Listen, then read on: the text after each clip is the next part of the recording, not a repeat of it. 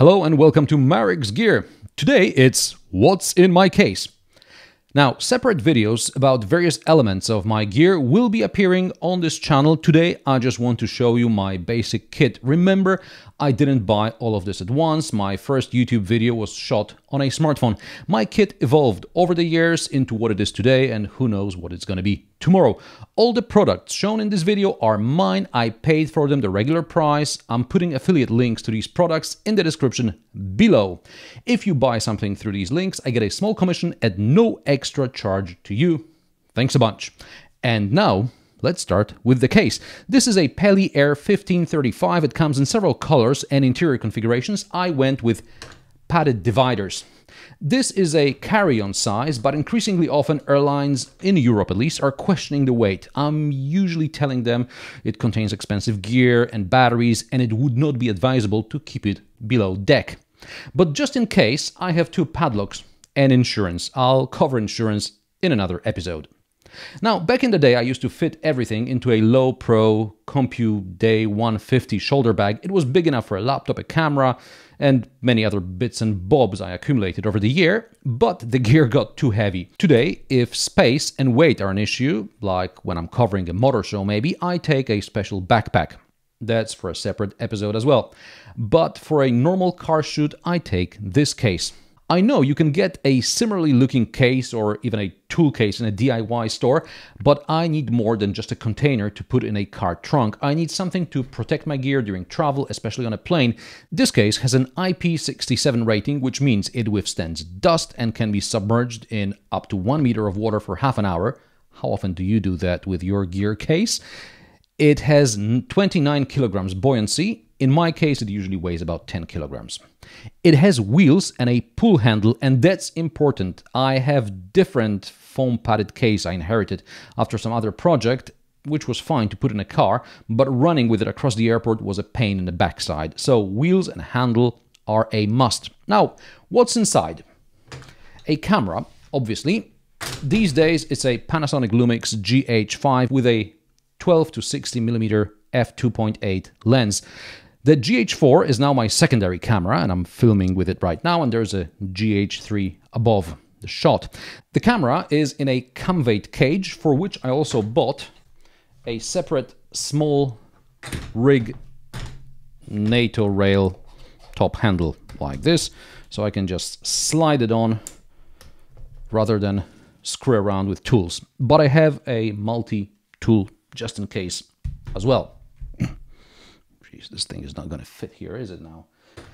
Now, inside this no-name case are a couple of GoPros, cables, a micro SD adapter, lens cloth, and some other smaller items. Now, I don't think it makes sense to upgrade a GoPro every time a new one comes out, so I waited to upgrade from a Hero 4 Black to a Hero 8. More about that in a separate episode, where I'm also going to tell you why this protective housing is on and why it causes some problems. The other two cameras are GoPro Session Hero 4s. In my opinion, the best product GoPro launched around that time. I'm not surprised GoPro withdrew these cameras from the market after just 2 generations. The form factor, the battery, it's all there. There was really no reason to buy a GoPro Hero, especially that the Session 5 could shoot in 4K. I'm using these for close-up shots of various parts of the moving car. I'm also using GoPro suction mounts. If you want your action camera to survive a lot of action, buy good mounts. Dry the surface, clean it from any dust, and the GoPro suction mount will not fail you, unlike some other cheaper alternatives. And sorry about the cat outside. Lighting on the cheap comes in the form of the cat, which is meowing outside, and this Aperture ALM9 light. If I can't take anything larger, the small LED makes a difference. Microphones.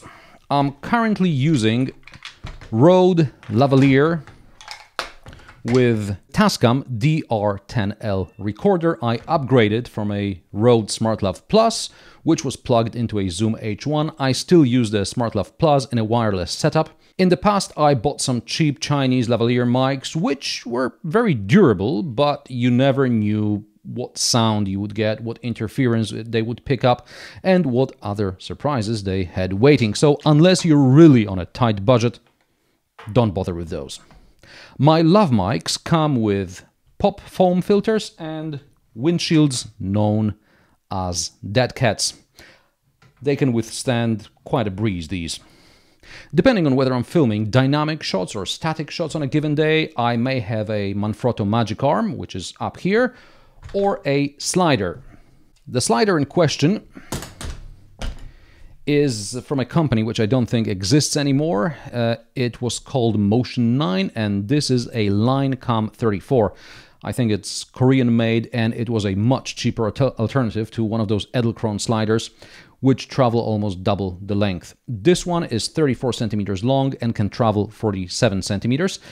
It's good, but I'm looking at Edelkrone stuff again, and I may replace this with something more compact. I also carry things like filters, earphones, tissues, adhesive tape, measuring tape, a lighter, a notebook, a pen.